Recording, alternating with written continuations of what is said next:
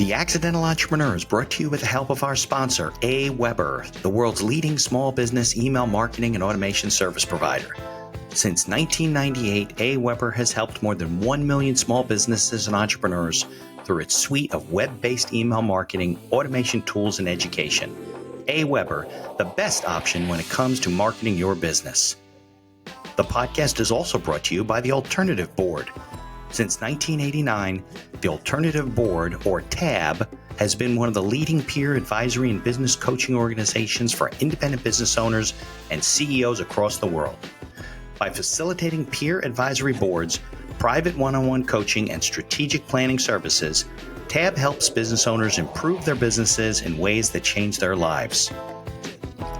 And be sure to check out our affiliate sponsor, One of One Productions, the New Jersey-based podcast studio that produces and edits both audio and video podcasts. They sell equipment for the avid podcaster and have even created a guesting kit exclusively for our listeners. And be sure to support the podcast by ordering some logo merchandise from our online store. Listen to all of our sponsors' commercials later in this episode and follow their links in the show notes to learn more about their products and services. All right. Welcome to another episode of the podcast. Got a great guest today. This is actually a rerun. Nobody knows that, but Chad and I had some technical problems due to my inabilities with our new platform. So he came back on. He was nice enough to come back on. We'll talk to him. If you are listening on your favorite audio platform, Amazon, Google, Apple, Spotify, be sure to leave us a 5-star review if you can. And if you're watching us on YouTube, subscribe to the channel and be sure to like us. So let's get on with today's show. The information provided in these episodes is for entertainment purposes only. It is not a guarantee of success or to be construed as advice of any kind. You should always seek advice from local licensed professionals before making any decisions. The dictionary defines an entrepreneur as a person who organizes and manages any enterprise, especially a business, usually with considerable initiative and risk. People often start a business without much choice, perhaps due to a job loss or just being dissatisfied at work, and they come up with an idea they just know can be successful. They become entrepreneurs by accident. That is to say, their success or failure happens by accident, not with intention. My name is Mitch Beinhacker. I'm a corporate attorney and a business advisor. You're listening to The Accidental Entrepreneur, my podcast about how to achieve success on purpose, not by accident. Join me along with our monthly guests where we share our knowledge and help you get a hold of your business. And now on to today's episode. All right, Chad. So things have changed since you've been here. So now I got the music. I figured all this stuff out. I actually did an episode where I didn't realize the recording wasn't on halfway through with the person I was talking to, and we had to salvage that too. But I only had a few of those far between. So I apologize. For those of you listening, the technical difficulty was I didn't know how to use the system. And on the video, Chad's voice would echo, would like double. So then we got him on earphones and we're doing it differently. So Chad, thanks for coming on. I know you're the former. You don't own Kettlebell Kings anymore, right? You guys exited that company? Yeah, we exited in November of 2021. It was part of a 3-year acquisition, but yeah. So and you have a lifestyle brand we're going to talk about. You're a true entrepreneur. You used to be in corporate America. So why don't we go back? Tell me about your experience in corporate America, what you made you pack it in and said, I'm going to become an entrepreneur, and how you even developed the idea for kettlebells. Sure. When we started, or I should say when I kind of started my corporate career, or after I graduated college, I really didn't know what I wanted to do. I worked for a couple of small businesses in construction. So, I was project manager for construction. Just have like a general business degree? Yeah, I got a general business degree. Yeah. It's a double major. I specialize in sports management as well. Oh, okay. But it was, I knew I wanted to be a part of some successful team. One of my teammates' dad owned a construction company. And so he needed some help, had a position for me, and it was kind of a quick work after college. And that is kind of how it works, right? You go to college, you're all excited, you get this great major, and then you come out, you're like, what am I going to do with my life? Like you didn't know, right? Well, yeah. And I've always been a guy to work different jobs. So I had worked construction before. And I'm interested in completing projects. So, I like to start something and finish something. If it's something that just becomes monotonous every day, doing all the time. Can we automate this and get me out of here? Because there's no need for me to be here anymore. Okay. But I really did like that about construction. but there just wasn't as much money doing what I was doing in construction, working for the company I was working for. And so I Right. got into oil and gas, Oh, which was more traditional corporate America. And so I was right. working downtown, actually for TransCanada. And that So was what town probably, was that in? What that was in city were you? Houston, Oh, Texas. well, it makes Yes. sense. Oil and gas. I mean, in the Yeah. United States. Okay. So yeah, so the heart of oil and gas. Yeah. Right. But Uh, you're in corporate America. You're not at the oil rig. You're not in the fields. Correct. Yeah. So Yeah. we're Right. we're talking about the 26th floor or whatever, Right. some building Got downtown. it. But Suits. basically, it was a good experience of what corporate America was. You're Yeah. really living the downtown lifestyle. You're seeing in kind of amongst the same people who would aspire to be, uh, VPs and CEOs of Right. these kind of huge Lifers. corporate companies. Yeah, exactly. Yeah, The of lifers, course. Yeah, right? absolutely. It's And exciting, just right? being in that network, I kind of realized, yeah, it was exciting for sure, especially when you're younger. I think Yeah. it's you really see like, okay, this is how it is for the rest of your life. You get to see someone who's 55 and been through Right. You're kind like, of do what I you're want to about to be go. that person? Right. Exactly. Yeah, Yeah. I exactly. felt the same way when Exactly. I was in corporate. Yeah, absolutely. Um, and so some of those situations, for me, it was I've always been a type of person like I like to get the experience, and then I know what I'm missing out on. So there was kind of it was a no brainer that I was going to enter corporate America and get that experience. And once I did that, I quickly kind of realized like this is not the same as like project based getting things Right. done. It is more of like you say a lifer, and Yeah. it's a culture that you kind of have to cultivate in yourself and be a part of if you really want to make it long term in corporate America. Right. Definitely.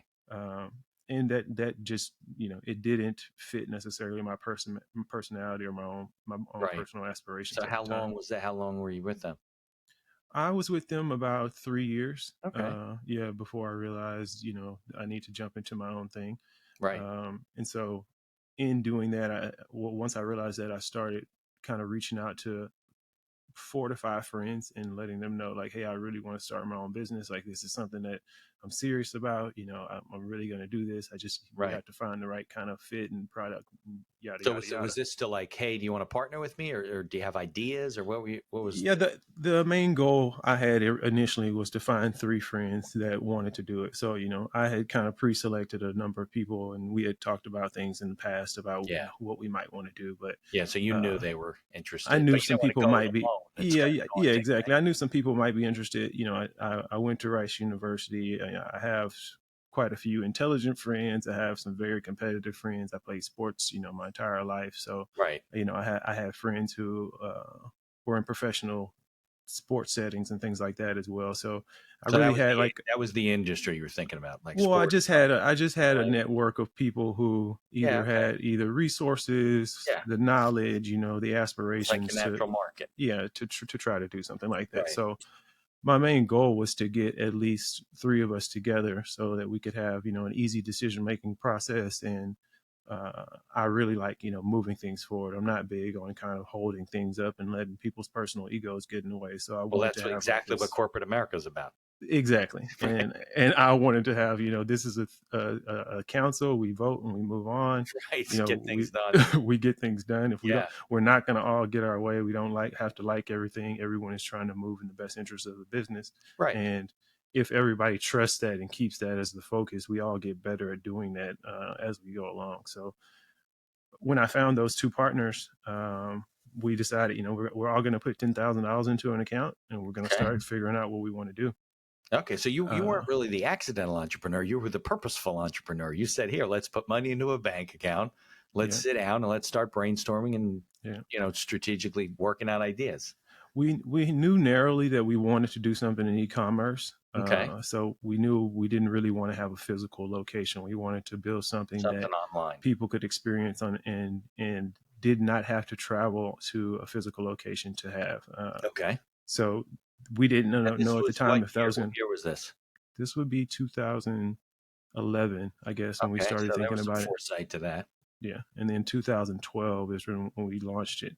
Okay. But we didn't know if it was going to be a product, a software, service, really any of that. We just knew we wanted to kind of fill that online need.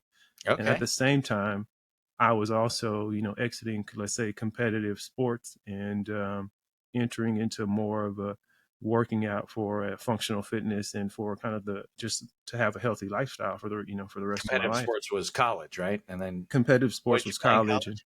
I played football in college. Oh, So okay, sure. yeah, so For for Rice University. oh yeah, you told me that, right? Rice Yeah, is in Houston. Rice is a yeah, small Rice and school, Houston. right? Like 1,500 students. Is it that small? I think it's like 4,000 Yeah, or it's so, something small. like that. But Like yeah, size of Duke. it's It's a about the same size. pretty small school. Right. Yeah, and it's highly academic, Yeah, it's a great school. Great school. academically recognized school, and Yeah, there's a lot of experience that I take from Rice and still use to this day because sure. very like corporate America, it gives you insight into how intelligent people think and Yeah. how to interact with people who are more or less intelligent than you, and even on the extremes of intelligence where you have literal geniuses that Yeah, that attend the absolutely. university. So Yeah, probably good um, connections and stuff. yeah, so And I were think these guys just all? Did they go to Rice with you, or did you grow up with them, or? one of them did. Yeah, one of them went to Rice with me, and then one of them was best friends with another guy who went to Rice with me. Got it. So we knew each other from since we were 18 years old, and had kind of hung out and went through the college experience together, and had all went our separate ways in corporate America. Got it. One of my partners actually was working with me at the oil and gas company that I Oh, was working okay. with as well. So we kind of had He was talked as about it miserable at as you were. work. He's And like, yeah, let's well, get the hell out of here. he wasn't as miserable because he ended up staying there quite a while. Oh, he did. Okay. Yeah, we realized after about 6 months of starting the company that socially and from the leads we were able to generate, that we really had found a need, let's say, if you will. So Okay. before the revenue showed up on our bottom line, we kind of knew this was going to take more than us just kind of half-assing it, if you will. Right. Yeah, it's a We knew side gig. Right. someone was going to have to kind of put more That full-time was the effort kettlebell towards it. company. And that was the Kettlebell company. So, I mean, maybe I don't know if you remember what other ideas you came up with or toyed with or thought about. I'd like to know those, and also then how you ended up on kettlebells. Obviously, the relationship is you're physically fit. You played football. You're probably still working out, lifting weights or whatever. So you're in that world. But I'm curious as to what that process looked like. Like, what kind of cockamamie ideas did you come up with? Sure. We had different ones, we had everything from rolling papers, like smoking supplies and accessories and things like that. Not related to sports and health and fitness. Exactly. Not related at all. Right. To tools, to Okay. different type of men's subscription offerings. Yeah. So it was a ton of different ideas that we had on our list. Kettlebells, because we were on this kind of personal journey as well to find our next functional fitness and kind of own personal workout routines, we were not really familiar with them at all. And we all started utilizing them after college together. And the popularity of the tool itself was also increasing at the time. So, you were talking about looking at a growing market and looking at a niche that wasn't necessarily filled by anyone at the particular time. At that time, it wasn't as like you see them all the time now at the gyms. Yeah, you see them everywhere now. Kettlebells are those, they're like round weights with handles on the top. I don't know if they're always round, right? But they have handles on the top of them as opposed to like dumbbells, right? Correct. So yeah, I mean, the easy way I just explain it to people is it's like a ball with a horseshoe on top. That's a good way to describe it. Yeah, that's an easy way to describe it. And why did, because I guess I didn't play sports in college, but I was weightlifting. I was going to the gym downtown, whatever. They didn't have a fitness facility at the school in those days. You're talking 85, 86, right? I'm older than you. And so we didn't have kettlebell. I mean, I don't think they existed. So what are they? Where did they come from, and why are we using them now? Well, that's the thing. They've always existed, right? Like they're an ancient tool. So, the first kettlebell, someone decided to drill a hole in the rock and use it as a handle, and, bigger rocks equals more weight. And you have different examples of people throughout history making those types of kind of heavy lifting devices or anchors or whatever you want to kind of use that tool particularly for. As opposed to a dumbbell, why a kettlebell? Just because it's easier to use? The biggest difference is the symmetry of it, right? Like a dumbbell is going to be designed for it to be perfectly symmetrical over a bar, whereas a kettlebell is going to have the weight kind of more, it's going to be more bottom heavy. Yeah. And different kettlebells can be made differently. So, when you're talking about especially if you're talking about competitive kettlebell lifting, you can make it more bottom or top heavy by the different ways you cast it, the way you make it more or less dense on the inside, the hollowness Okay. of the bell that you're Wait, making. wait, wait. Back up. There's competitive kettlebell lifting? Absolutely. You're Yeah, kidding. Well, I absolutely. guess there's cornhole. There's got to be kettlebell. So is that like on ESPN or is it just, Yeah, it's ESPN yeah? the Ocho. Yeah. No way. Yeah, Really? it's not on ESPN yet. But it's an entire world of people who uh, are, they're world class athletes. They have more ability and strength than any professional athlete that you would ever see. Really? And If they you had compete like you see dead weight lifting and those, those kind of lifting. They have competitions? They have competitions very similar to Wow. that. So you're starting to see a lot more of them. If you go to Olympia or Arnold's or any of your major fitness events, you Right. will be able to go and see kettlebell lifting events as well. And the company, Kettlebell Kings that we started, that was one of the core kind of foundations that we had. We would go out and we would partner with organizations, kind of these grassroots organizations that sponsor and support these athletes that no one really knows exist or recognizes. Right. And I think that kind of stuff goes a long way when you're trying to build a brand, especially around a niche, and have the kind of authority in that space. It really helped us build the level of ground support and credibility early on, is supporting groups like that. Yeah, it's probably because I was talking about niche, niching down. And when you niche down, you actually increase your profitability and your productivity and everything. I would think that it would be a good net, right? It's not such a wide open marketplace that you can't get in there and do it better or compete, right? Because it couldn't be a ton of kettlebell companies and people sponsoring people. And right, I would think it'd be a pretty specific niche, no? Yeah, I mean there were almost zero sponsorships when we started doing There it. you go. Right. I think that's the good place to be for any business, where you're building out that model and then other people are coming behind you to try to outclass you or Yeah.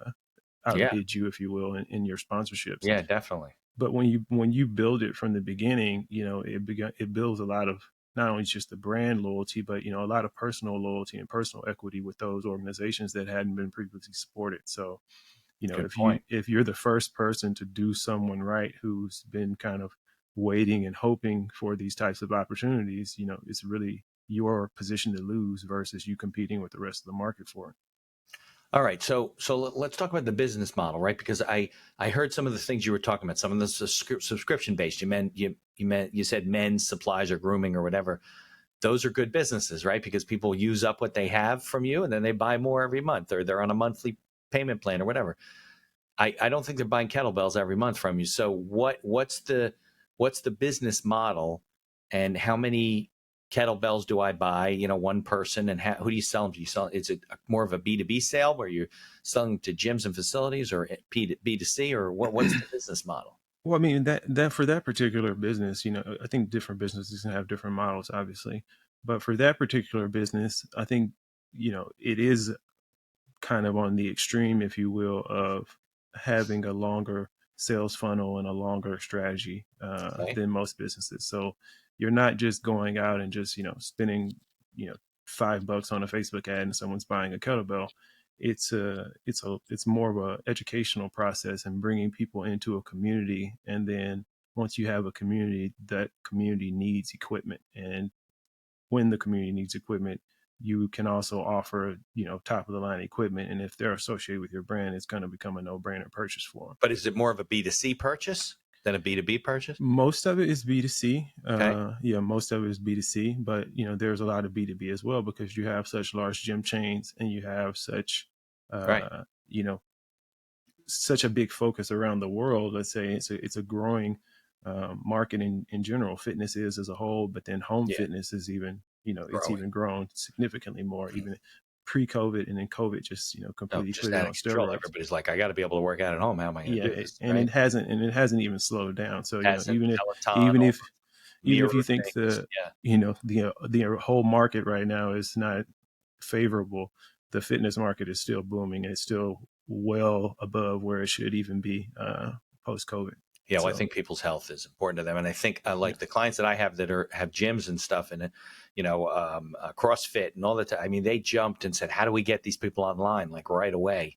yeah, The ones that didn't do it are out of business. But yeah, I mean, I think that really gave everybody a push. But you're right. I mean, look, health and fitness was always a huge business before COVID. Peloton was an example of that, right? And yeah. it's become bigger now that people are. I mean, a lot of it is not just because we're not trapped in our homes, but a lot of it is we're working from home, right? So we Yeah. want to stay home and work out at home and not go to the gym. I like to go to the gym. I like to get out of the house, go to the gym, come back. I mean, I also don't like to work at home. I go to my office, but yeah, I mean, I'm not surprised. I'm not surprised at all. But so what's the value of a lifetime what's the lifetime value of a customer? I mean, how many of these things are going to buy? Is it, I mean, you're constantly marketing, got to resell and find new customers all the time, or? Well, I think that's the beauty of kind of owning a business and serving a community is you start it with your own kind of preconceived notions and concepts about how things are going to work, but once you get to a certain level, you kind of have your own focus group, and it's more of using the community to tell you what they need. So when we started, we kind of had the similar concept as you would think, is like, okay, how are we going to sell 10 Right. kettlebells to a person, right? Like this Right. is a one-time Exactly. purchase. Yeah. But we quickly realized that was not true. We quickly Right. realized you buy one and you realize you need more than one. So most Right. people don't come and buy the full needs in their first purchase. So you can, rather than you buying the 5 or 10 that you actually need, you're going to buy 5 over the next 6 years. And then what else can we supplement in there Oh, to also get you, because we basically can ship that now for free to you. So, once a year we get to ship you something else that you can purchase for free along with your average, or your normal kettlebell purchase. And I think that's more of the so the typical cross sell, customer, the upsell, the cross sell, the upsell, once you the have a like. community, a loyal You're customer. talking about 3+ purchases from most of our customers, and we wouldn't have expected that starting the business. And I think that's just us looking at all businesses like data and kind of like a growing organism, that it should take the data and take the community, and then we just kind of turn that into products that they need. If Yeah. our community is saying they need, um, if they like dumbbells as well, we'll partner and create relationships with a dumbbell company, or we may come up with our own new brand of Right. dumbbells. Or you can We'll wholesale it, right? You still want to exactly make money. we'll serve the community, but keep Right. the brand focused on what it's about, and the brand's content generation strategy. And like we would try to see it as like the ESPN of the kettlebell world, where you're trying to create a centralized place where people absorb credible information, and then you serve that community whatever products that they want. Right. Could be supplements, Yeah, protein, and yeah, whatever. Doesn't have to, right? Didn't have to be weights. exactly. Okay. Yeah. So now you're building a mailing list of people that you know. So I guess that's what Yeah. ultimately brought value to the business, right? It was the community, the loyal customers, and the brand name over time. Sure. I mean, and you're talking about, we are doing this for 10 years. So, Yeah, we of have course. hundreds of thousands of leads at this point, that Yeah. qualified leads that, we've paid for and communicate with on a regular basis. So once you have such a large mailing list, like I say, it becomes a lot easier to bring products and services out, because they'll tell you what they Yeah. want. See, I ask good questions. I don't know. People don't think I ask good questions, but that's a good question, right? Yeah, for Because I sure. think a lot of people don't think about that. They start a business and they're making a product and they're selling the product and they're struggling. They don't realize that, well, these people that bought their product the first time, you found them. Yeah. You probably went through a lot to find them to begin with. Figure out what other things you can sell to them. Yeah. I had a woman on. Her episode hasn't even been released yet, but she's in the earthworm business, like making good soil and composting and things like that. And she would sell, I think at first she was selling like the worms to people to make good soil. And she realized, well, wait a second, I'm selling people the worms and now they're all just doing it on their own. They don't need me to do this, Yeah. as opposed to her selling the soil. And it was an interesting, conclusion. But I think that, that the kettlebell idea, like, were you using kettlebells or no? When I first That you started, remember? when we started the company, that was the first time I really started using kettlebells, maybe 6 months before we started the company. Yeah. And I personally saw a lot of benefit from it because I had never used the tool before. I'd always went to the gym like a complete, meathead where I'm lifting as heavy as possible, as Right. hard as possible. I'm really burning Yeah, that's what I myself used to out do in those almost. days. Now I tore my shoulder, my elbow. I can't do it Yeah. anymore, right? Eventually, But eventually there's you, these guys at my gym still. I see them. They're in their yeah, 20s and they're pumping iron or whatever. yeah. I So was gonna what say, happened? Somebody said, "Hey, you ought to try these," or you just tried them, or a I trainer just said, "Hey." I was just on my own personal journey. I had grown up being very competitive in sports and very competitive in general around working out and things like that. So when I would go to like a normal gym, Yeah, it just wouldn't feel like the setting I would want to work out in. It felt more like a social scene yeah, than an actual fitness facility sometimes. yeah. That's And more the so fitness clubs versus the gyms. yeah, exactly. And so, yeah, and you're right. And so there are some that are a lot better. And I think, different gyms have different kind of cultures now more than Yeah, ever, which I like. But at the time, I was just, just out of college, kind of having to choose the cheapest choice. And I didn't right. like it. Yeah, I did the same thing. I didn't Yeah, you necessarily go to the like it. musclehead gyms because they were Yeah. cheap, and Yeah. nobody. But there wouldn't be there weren't treadmills and yoga classes. They Yeah. didn't exist at those gyms. We Yeah. would go Exactly. there to bench whatever you could lift. Yeah, You can't do exactly. that stuff Yeah, anymore. Yeah, exactly. Or they wouldn't, or yeah. So you'd either have a gym like that with no real Olympic lifts and no real equipment like that, or treadmills and bikes and things like that, or you'd have where they go completely the other way, and it's just a huge amount of treadmills and bikes and people just yeah. sitting Like on the what were those machines not working out. franchises? Soul Cycle, and Yeah, there were two of those where when cycling yeah, became real big, yeah, and that's all they would do. But I never liked that stuff. I was never a yeah. class guy. Like my wife was always, let's take this class. I was like, I like my own stuff, Yeah, because that's yeah, how I grew up, exactly. right? At the gym, Yeah, you go to the gym to yeah, work out with your friends. There was no classes. yeah. Um, yeah. And So I we get started. off the topic. So Yeah. yeah.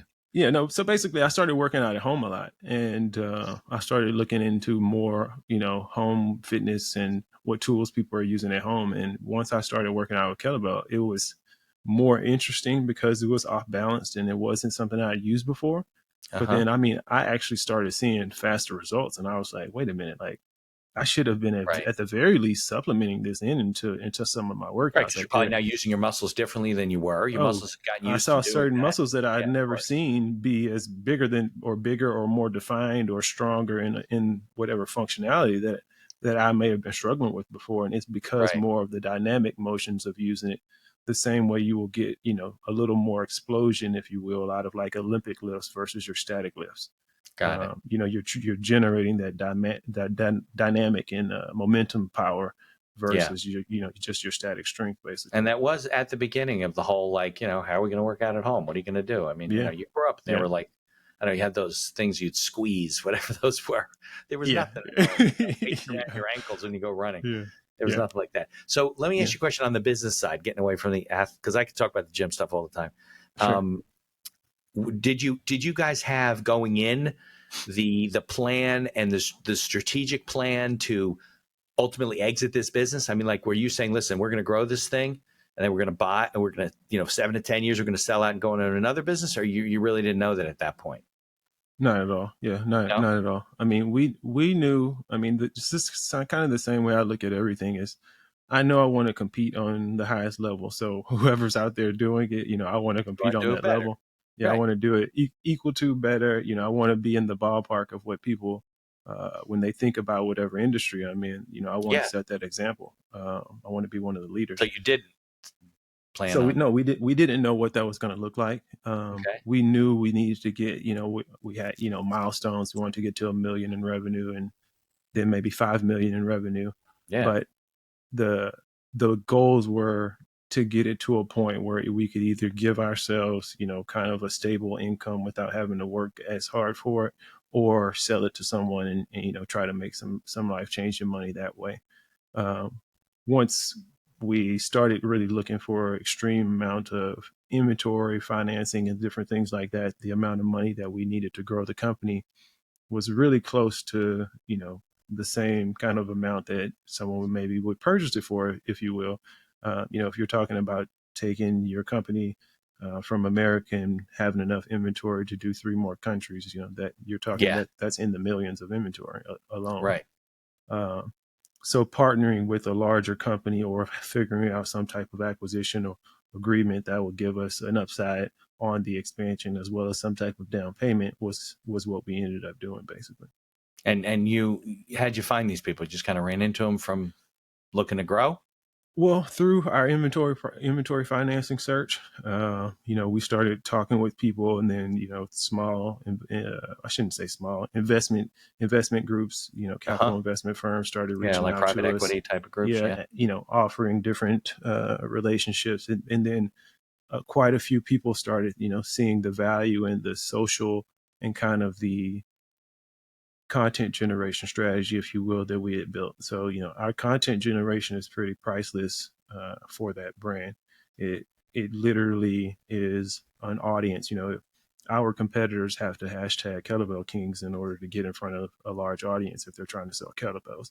And really, that's the position I think most companies are trying to put themselves in, where your name is synonymous with it. Yeah, sure. with the quality version of that particular product. All right. And so I think a lot of that just kind of led to more people reaching out to us. We get a lot of social traction because our following is so big that every single vendor we work with wants to do some type of cross promotional, some type of cross promotional campaign, collab, or like marketing collab, or if that's you become will. very big now. Yeah, sure. Yeah, exactly. Some brands that they recognize.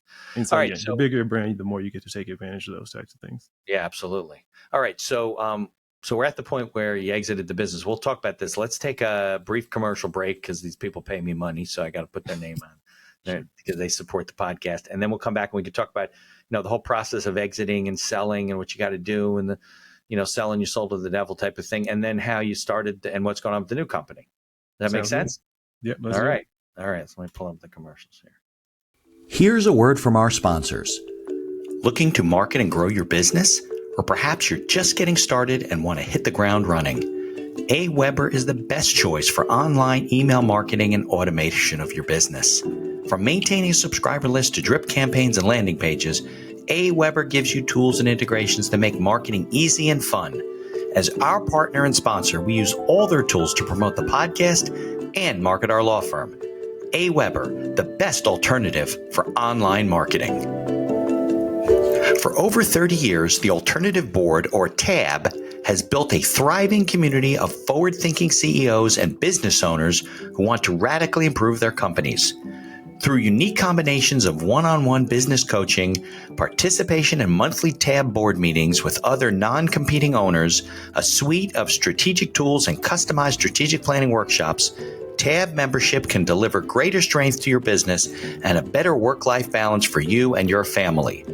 All packaged in a streamlined and affordable service that the people at TAB invite you to try risk-free. Maybe you're looking to get into podcasting, or you just want to market your business. Maybe you want to do it for enjoyment, or because you have a message you want to get out there. One of One Productions is a New Jersey-based studio just over the George Washington Bridge that caters to the booming business of podcasting. They offer a comfortable atmosphere using the latest technology available to record your podcast. And they are a full-service media company offering both audio and video production services, creating both audio and video podcasts, as well as video shorts for business and personal use. Professional audio equipment packages are available through their website for all budgets, and be sure to check out their podcast guesting kit, created especially for our listeners. Follow the link in the show notes to learn more about all of our sponsors. And now back to our show. All right, Chad, so we were talking about how you were looking to expand the business, right? And then you people started getting interested in buying the company. So tell me about that experience, because I'm always curious, and a lot of the listeners like to hear about people that exited and what they went through, and that type of stuff. Sure.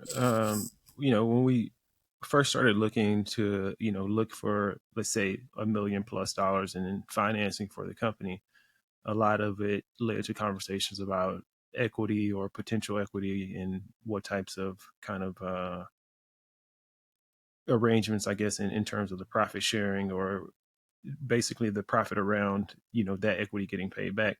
those conversations led to more of internal conversations between us, like what are we willing to give up each in terms to get what we want, and what scenarios do we think would be most lucrative for us personally as well as for the business. Right. So it wasn't just like they'll just give you a bag of money and you leave and good luck. Yeah, You take exactly. Exactly. I mean, and if that was the case, we want to take that in consideration as well. One of the things we prided ourselves on is really using data and using the business, just sound business practices to try to make decisions. So, it's not necessarily personal. If we felt like someone else had the capability to run the brand better than we could, we wanted to find that person and create a relationship and right. see how we You could. didn't necessarily have to run it, but you don't want it to die. You just built up Yeah, this whole thing, right? yeah, exactly. And so that led to basically us realizing that, okay, we're not going to really be able to find the lump sum cash that we want. There's going to have to be some kind of arrangement in which we stay on board and try to help, or at least try to steer the ship in the right direction. Right. Different companies talk to us about different time periods. The one company we ended up going with wanted a 3-year kind of commitment from us. So, we stay on board for the 3-year time Right. frame to assist with the transition and kind of ensure that the company is living up to the, its full potential, whether that's through the relationships or just anything needed with those expansion efforts. Sure. And you stayed on all 3 years? So right now we're about a year and a half in. So, okay. So you just yes, exited about a year and a half ago. Okay. yeah. So still How's it in the middle of that experience. It's going, it's one of those things where, I think a transition is always going to be hard. So, Sure. The way, like I say, the way we look at anything is we're always trying to make sound business moves, and every quarter, every 6 months, whatever it is, I'm always meeting with my business partners to try to figure out what the best strategy is for us moving forward. Yeah. Yeah, exactly. All right. So, so that's, and then do you have a non-compete? Like, so you can't go into anything sports related not necessarily sports related, just really kettlebells right now, just so very specific. yeah, I can't necessarily do another kettlebell company, but Right. I am, I do. My other company is obviously somewhat in the health and wellness space. And then one of my other business partners, he has a separate sports and fitness brand. So it's not necessarily that strict when it comes to that part of it. It's more having us around for the ability to make sure that, ensure things go the right way. Got it. So you're more consulting with the company, because I didn't realize Correct, you were yeah. still in the transition period and you started a new company. I thought you had, that was long behind you and you had started the new company. So let's talk about the new company. Yeah. And how did that come about, and what is it, and how you're able to do it? Sure. My new company is Life Grows Green, and it's basically, through my journey and business experience, personal experience, I kind of have noticed and seen people struggle with the types of products that they use just in their natural lifestyle products and the things they ingest or put on their body, on their skin, if you will. So okay, I started Life Grows Green to try to fill a void or fill a gap that I saw in terms of people's understanding of how you can use natural products to help prevent or steer you away from pharmaceutical solutions, if you will. So it's not just skincare. We're talking about holistic, care I'm for talking your about body. literally, yeah, exactly. I'm talking about everything from, the sheets that you sleep on, the pillow that you use, to the supplements that you ingest.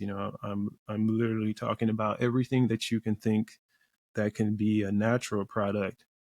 We have allowed commercialism and corporate greed, really, to be honest, to convince us that it's better for it to be produced in that fashion. Right. And so you're going to be like the natural organic Amazon. You'd sell anything as long as it's natural and organic and good for you. I never put it that. That's the first time I ever heard it put. Well, like you that, just said, right? It could be anything. I thought originally it was like I was going to say I'll steal that from you. You can have it.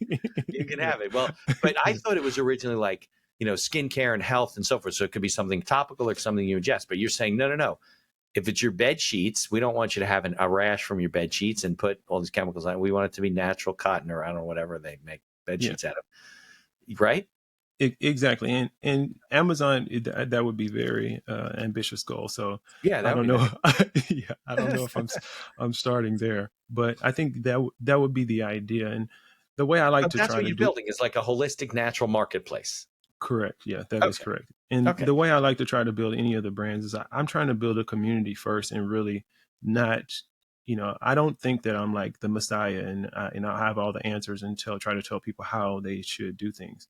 I like to try to find like-minded communities and build those communities, and really try to tear down any stigmas and barriers that prevent people from coming together over these ideas. So So think with about more what they want, not what you want to yeah, shove down their throat. yeah, exactly. So I start Right. with, a baseline of products, and then I am continuously trying to build a community and see, okay, what other healthy products can I kind of steer this community in the right direction of, and what are they asking for? Yeah. Um, I think everyone right now is more open than they've ever been to finding natural solutions to things. I think we're Definitely. finally at a point where people are starting to wake up and realize that, McDonald's is not serving you the best quality food. And, there are other things that you can do, and other companies that have kind of aspirations to the quality aspect of our experience here on earth. And I think that's what I want to be known for. That's the main goal I have. I think that the best businesses that I've interviewed, clients that I've had are forget about whether it's natural health, wellness, whatever the industry is, they are constantly asking their customers for feedback as to what they buy, why they buy, what they would like to buy. And it does create, it creates loyalty because it creates an affinity to the company and the brand, because it's like, well, this brand must care about me because they're listening to what I have to say. And it becomes kind of a reflection of who they are, what they want to do, or what they want to buy. I mean, look, even Amazon does it. They just use like very complicated algorithms. They watch what you Yeah, buy, and they say, yeah, "Oh, Chad, we saw you bought these," and then yeah, they recommend 17 other products that yeah, maybe you'll be interested in. But yeah, the best clients I've had are the best business owners and entrepreneurs. They're constantly asking the question, and they don't ask it once.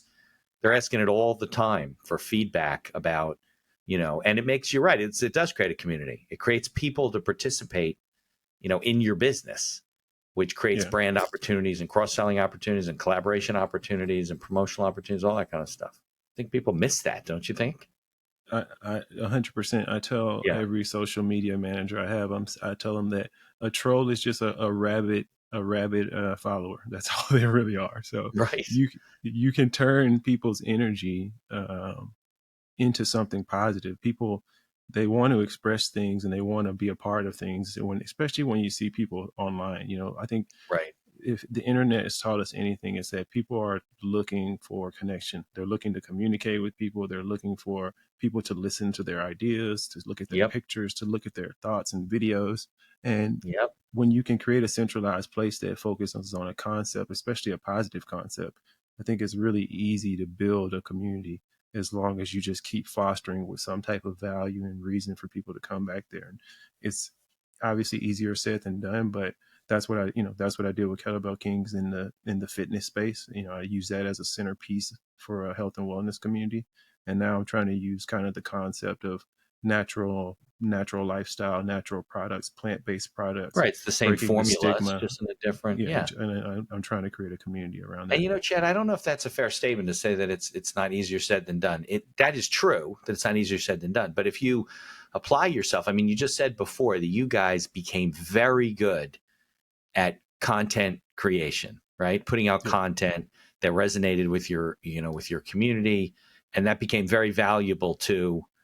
As a matter of fact, you said people still use that hashtag. So, I think that if people like focused a little bit, maybe got a little bit of help, and started putting out really good content, and sometimes that takes time to figure out, but I think that's one of the things that people miss, even if they're not an online business, they're a brick and mortar business.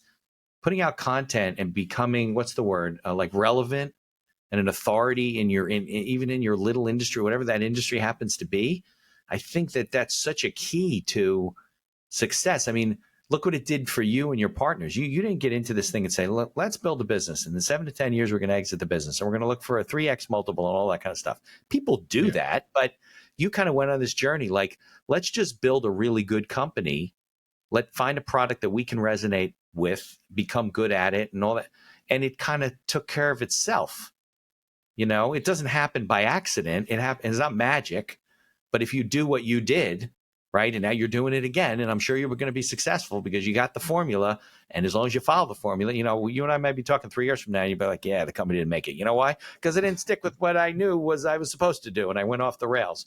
People do that.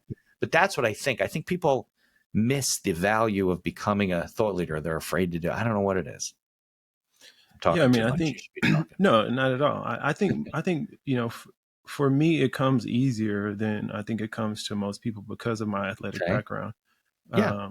You know, my athletic background is always about the team. It's always about improving. Even when you win the game, you go watch film about your mistakes and you get better. Right. So there's never a game that you just say, "Oh, we're not going to go watch film. We did everything perfect yesterday." No, but that's And what makes you a premier athlete because you're driven. You're an A exactly, type. You want. ex- It's like, well, I don't know what exactly, comes first, the personality type or the sports accomplishments. They kind of feed each other. So that's not a yeah. surprise. Yeah.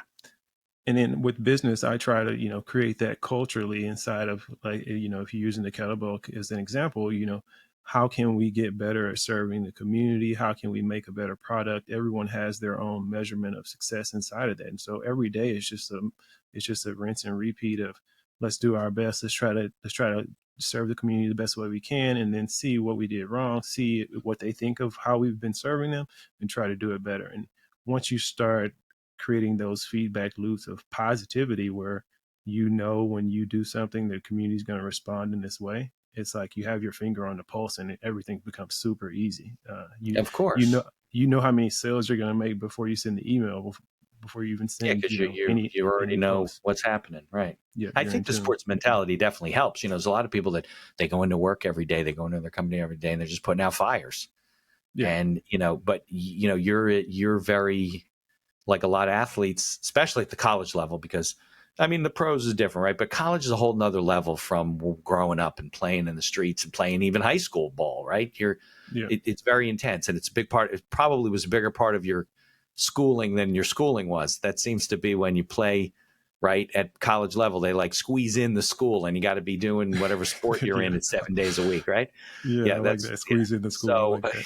I went out for the tennis team. I was a big tennis player in high school. I went out for the tennis team at Cornell. I wasn't recruited or anything, but I could have made it like as an alternate or whatever. And I was Mm-hmm. after the tryouts, I was like, oh my God, this is gonna like take over my whole life. I didn't come here for that, Yeah, and I didn't. yeah, Maybe I should have, but I didn't. And I was like, and I didn't wait around to see if I got on the team or not. But I think yeah, there's a certain personality that drives you to sports, makes you successful, and there's certain things in sports that makes you successful after that. And people don't have that kind of drive. So I'm not saying that they can just develop it. It's hard to do that.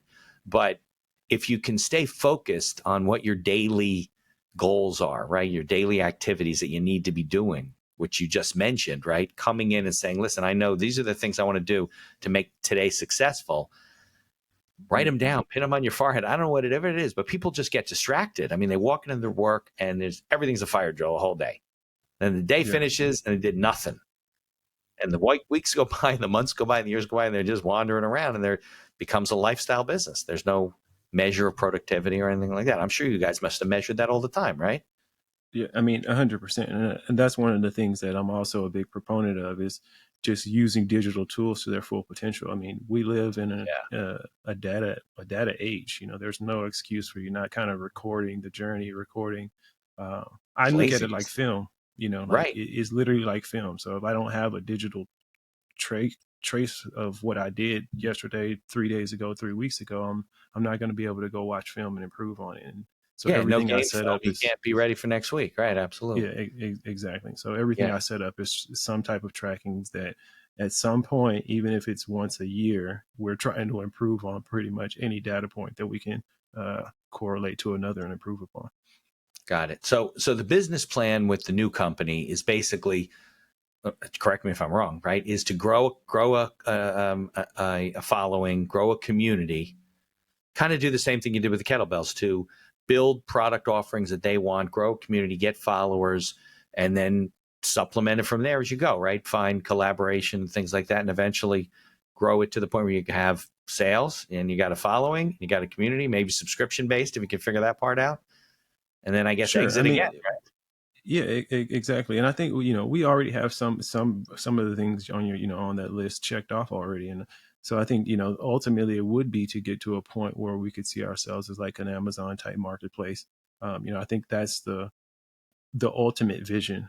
Yeah. The way I look at it now is, we have to start somewhere with kind of that spark or that community, that underground community of supporters. And, that's what I'm really trying to focus on and build a concept around of what types of people are into natural products as a priority in their lives, and how do they typically go about shopping, and how can I pull those people together as quickly as possible and serve them content and bring them value. Yeah. So how did you learn to do that? I mean, I don't know if you have the customer list from Kettlebells, or maybe you're not allowed to have the customer list from Kettlebells. How do you then take, I have this great concept, it's a great idea, I want to get it out to people. How does a business owner go about getting the word out there and finding these people? Yeah, I mean, I definitely can't just like use kettlebells. I think Right. when you when you build some sort of credibility, that I think you get a little boost every time you do something else. So Okay. there is a sense of credibility in the brand that I built before, and the community that I built before. So But you have some following that I have download. some following that would know of me and what I built and Right. things like that. But I think more importantly, um, I really don't even want to like lean on that. I look at these things Right. as completely separate. And so, Well, uh, let's assume you're not Chad Price, or you're yeah, Chad exactly. Price, Let's 15 assume years I just ago. started this from scratch, Right. Yeah. like So just what do like you I did do? at the Kettlebell company. Just start writing Uh, blogs? I mean, what do you do? exactly. You got to start producing content. You got to start Okay. producing blogs, videos. You have to work with people who are already in the space. So collaborations go way further than most people think. Yeah. Um, it's almost like building an alliance of online personalities and personas and people that follow the image that you're trying to build. So, instead of me thinking of myself going to produce, you know, uh, 2 years worth of production for my own internal content, I'm Right. going to only try to produce 5% of that and go work with other people who are already producing content that I would think my audience should see. And And they have their own I tr- follow. It's they have their collaborate. own followings. They have everything. And the people who are business minded in those settings, they will already know how to take their audience and make money off of it. The people who are not business minded, they might just produce good content, and they want to be in front of other places where content gets aggregated. And so there's a win-win for everyone that is actually true to the ultimate goal of serving a community high quality content. Yeah. Um, no one wants ESPN to pay them to be on ESPN. They will gladly let ESPN show any video of them doing any sports clip, and Right. it's They're not just going to charge because ESPN, but they don't want to pay. exactly. But the value is in ESPN fostering that place where it's a credible source of sports information, and And when, it when gives you someone credibility. sees you there, that's Yeah. that's a big deal, and that's Yeah. that's more of what I like to try to create online as well. Yeah, definitely. There was a guy on my podcast. It was my first live episode in March. Like, what was it? April? Yeah, in March. And he's got a company called Blogger Evolution, and that's how he got started. He had a job, as I think his wife wanted to stop working, so she was having a baby. And he said, you know what? I'm going to see if I can do some affiliated marketing. Right? You know what affiliate marketing is? People Yeah, listening, right? You can promote products from other people, and then they pay you. So he would like pick up, I don't know, pens or something. He's selling pens, right? So he would start, a blog. This was many years ago, but he still does it. And then he would just start putting out content about pens and writing and things. And, eventually people start buying, and then you get $100 a month, $200 a month, a couple $1,000 a month. And there's companies that buy these things, like they pay 35 to 45 times the monthly revenue. And he would just do it, and he would just repeat it. Now he's got a thing called Blogger Evolution, where he teaches people how to blog and how to make money. And it's all about content. And I mean, like, putting out 30, 40, 50 articles before you start seeing any, things. yeah. So a lot of the stuff, just like the podcast, you have to be persistent, right? You're not going to get a following in a week if you're just starting out. I'm sure it took a while, right? Oh, it takes quite a while, and I think Yeah. that's the frustrating part. Is it Yeah. has to become an essential part of the corporate policies, if you will, and That you just keep doing. you don't see any benefit from it at first. No, it's a you have to believe. You got to be a believer. You have to be believed.